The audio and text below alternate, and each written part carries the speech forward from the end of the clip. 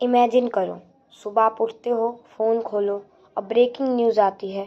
Multiple countries have entered active combat, flights cancel, stock market crash, oil prices sky rocket, internet restriction start, और फिर एक line scroll होती है, world war 3 has officially begin.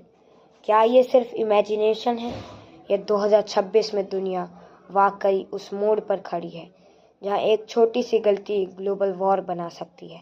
मैं हूं प्रभात कुमार और आप देख रहे हैं नॉलेज नेशन। आज हम डर नहीं, रियलिटी को डिकोड करेंगे। सच यह है कि वर्ल्ड वॉर 3 ऑफिशियली शुरू नहीं हुई, लेकिन दुनिया ऑलरेडी मल्टीपल वॉर्स में डिवाइडेड है।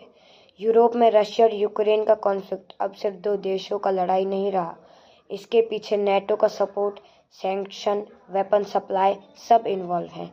ये एक साइलेंट पावर स्ट्रगल बन चुका है। एक गलत कैलकुलेशन और नेटो डायरेक्ट बैटलफील्ड में हो सकता है, और अगर नेटो आया तो रशिया पीछे नहीं हटेगा। मिडल ईस्ट, दुनिया का सबसे एक्सप्लोसिव रीजन। इसराइल और ईरान, दो powerful rivals, nuclear suspicion, proxy groups, missile threats. अगर डायरेक्ट स्ट्राइक होती है तो अमेरिका इसराइल के साथ खड़ा होगा, फिर ईरान के रीजनल अलाइज एक्टिवेट होंगे और फिर एक regional war, global alliance war बन सकती है। हिस्ट्री ने हमें सिखाया वर्ल्ड वॉर एक ही इंसिडेंट से इग्नाइट हो। अब बात करते हैं अपने ही कॉन्टिनेंट की, एशिया। चाइना ओपनली कह चुका है ताइवान उसका हिस्सा है। ताइवान अपनी फ्रीडम प्रोटेक्ट करना चाहता है। अमेरिका ने ताइवान को डिफेंड करने का सिग्नल दे दिया है। अगर चाइना मिलिट्री एक्शन लेता है और यूएस इंटरवन करता है तो ये 21st सेंचुरी का सबसे बड़ा सुपर पावर क्लैश होगा, और जब दो जायंट्स टकराते हैं तो दुनिया हिलती है। लेकिन यह एक पैराडॉक्स है, जितनी ज़्यादा पावरफुल वेपन्स उतनी ज़्यादा शांति का प्रेशर। न्यूक्लियर वेपन्स एक रिमाइंडर है कि फुल स्केल वॉर का मतलब म्यूचुअल डिस्ट्रक्शन, इसलिए लीडर्स डायरेक्टली वॉर स्टार्ट करने से डरते हैं।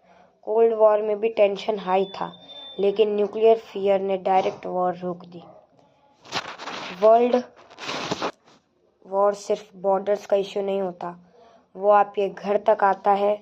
पेट्रोल महंगा हो जाता है, जॉब्स इम्पैक्ट होती हैं, इंटरनल रेस्ट्रिक्शन हो सकती है, ग्लोबल ट्रेड रुक सकती है।